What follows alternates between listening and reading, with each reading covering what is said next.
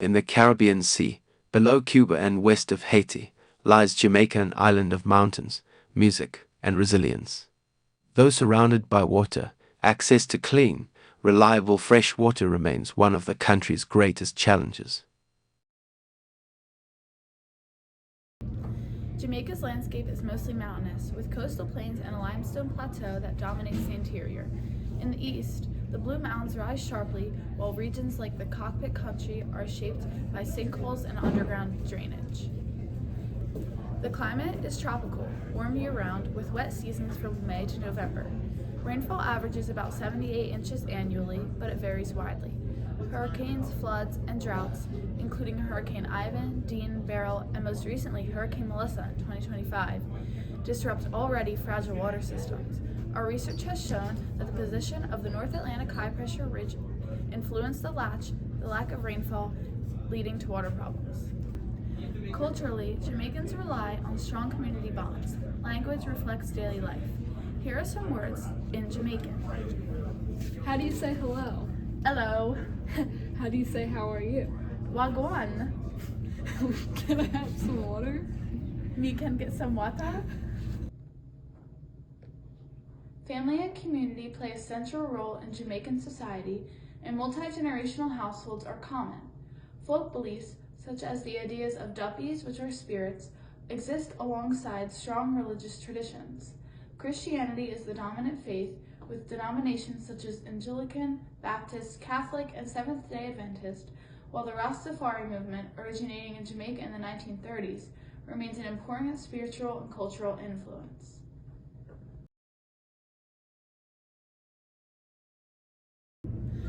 Jamaican education includes hygiene, safe storage, financial literacy, and menstrual health. In Jamaica, survival has always been collective. Between June 2014 and June 2015, inconsistent weather patterns caused one of Jamaica's most severe droughts. Major water resources, including the Mona Reservoir and the Hermitage Dam, dropped to approximately 50% capacity. These systems supply Kingston and St. Andrew, meaning that the urban populations and the farmers were hit especially hard. Over 18,000 farmers lost crops, contributing to nationwide food and economic insecurity. Jamaican citizens mostly get their water from public pipe systems, community water storage facilities, and local rivers. The lack of water due to environmental factors increased the price of water, making it very difficult for low-income individuals and families to afford water.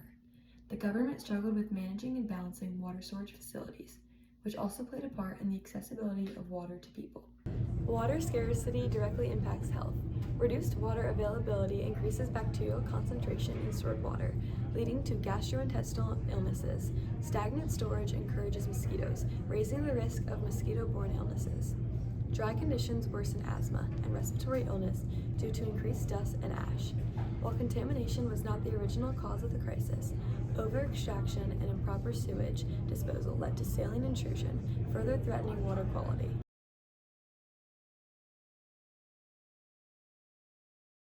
Jamaica's population pyramid shows a large working-age population with a narrowing base. This means water demand remains high while future supply becomes uncertain. Urban expansion increases pressure on land and water, while agriculture must support a population of nearly 2.8 million. The majority of Jamaica's population is of African descent, followed by Afro-European, East Indian, Chinese, Caucasian, and other ethnic groups. Life expectancy averages around 74.5 years, with women generally living longer than men. Jamaica's birth and death rates show a slowly growing population, with birth rates gradually declining and death rates remaining moderate, reflecting improved healthcare but ongoing economic and social challenges. As the population ages, long-term planning becomes critical for food security and land use. The number of people impacted is generally unknown. However, we know that about 18,000 farmers lost crops, and the entire country faced food and economic insecurity. Kingston and the St. Andrew metropolitan area were hit especially hard because they directly relied on the two major water storage facilities that experienced a serious decrease in water levels. Mostly low-income individuals and farmers were affected by the drought. Economically, Jamaica depends on industries such as tourism, agriculture, manufacturing, education, and financial services, with many people working in airports, hotels, farms, factories, and schools. Despite this diversity, wages are generally low and inequality is a challenge. Women often face a triple burden of paid work, household duties, and community care, along with wage gaps, while men are traditionally seen as family protectors and commonly work in physically demanding jobs like construction and agriculture. Jamaica has invested heavily in the national water infrastructure. The National Water Commission is working on central government ministry, expanding and rehabilitating treatment plants, reservoirs, pipelines, pumping stations, and temporary systems. These large capital projects aim to stabilize and supply and reduce intermittent services. Many begin under Vision 2030 and have continued through 2010s and 2024 and 2025. Jamaica tried water irrigation, which only allowed water to be available certain times during the day, which caused problems for the people of Jamaica. Some successes were that they improved reliability in urban areas, increased system capacity. Some failures were aging infrastructures, high non-revenue water from leaks, and slow rollout due to cost and scale. In 2022, the Water Resources Authority released an updated National Water Resources Master Plan. It maps water availability, sets priorities, and guides groundwater protection, catchment management, and regulatory reform. The plan provides strong scientific guidance, but implement depends on funding, coordination, and institutional capacity. Rainwater harvesting is widely used across Jamaica rooftops. Catchment systems collect water into households or communities' tanks with basic filtration. These systems are inexpensive and improve reliance during outages, but they depend on rainfall, require maintenance, and often need treatment to be safely portable. NGOs like the Water Project Jamaica construct community boreholes, rehabilitating wells, and build small treatment systems. These projects are fast and tailored to local needs, but they can struggle with long-term maintenance and conditional with national systems. International partners such as the World Bank, IDB, and CDB fund water security projects and climate resilience initiatives. During droughts, the National Water Commission enforces water rationing, scheduled interruptions, emergency wells, and conservation campaigns, and leak control. Rationing prevents total shutdowns but does not solve long-term infrastructure problems and disproportionately affects low-income communities. The community's reliance on water hubs is a modular solar power water treatment center serving 1,000 to 5,000 people.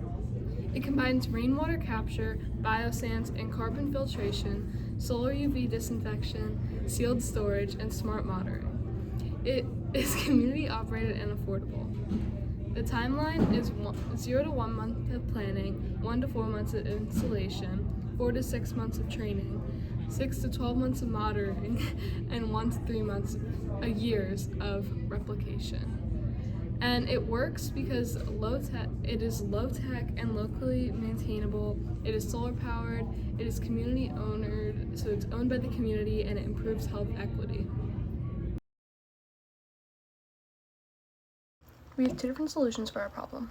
We have both a temporary solution and a permanent solution that would both help Jamaica's water crisis problem get solved. Our temporary plan is to make a water filter that can be used in rural communities.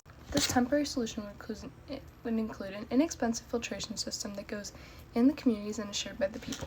This solution will only be temporary, but it will allow the homes to have generally cleaner and safer water to drink, since they're only able to get water that is limited from communal pumps, which comes from lakes and rivers and rain collection tanks, that it isn't very sanitary for them to drink, and it can be considered unhealthy. The people can continue to use this system to get clean water even after we create our permanent solution, as long as they keep the systems clean and efficient by just monitoring it and replacing some of the items inside of it. We will go to Jamaica and teach them how to do this in about 2 to 3 months while we're down there, and then we'll work on the permanent solution as well. Our long-term / permanent solution includes partnering with the National Water Commission, otherwise known as the NWC organization. With our partnership with them, we would collect funds for repairing the infrastructure of the water piping systems and sewage systems. By repairing the sewage systems, we eliminate the issue of water contamination, which is caused by the nitrates and the pathogens from leaking sewage pipes. By eventually repairing the water pipe system, we hope to decrease leakage rates of water supply in Jamaica, specifically aquifers being directly pumped or piped into homes / communities. We hope to have this completed and the project underway by 2030. However, we might face some roadblocks along the way because we understand that natural disasters are prominent in this area, including the hurricane that just happened recently in 2025. Since these are uncontrollable, we really have to see if the weather and everything around us will allow us to complete the solution, and we might need if we need the time needed that we think that it will take, we have to give ourselves more room in case some of these disasters happen. We are also aware that this project would definitely cost millions, if not billions of dollars, which is why we'd like to pair with UNICEF or the Water for Life organization.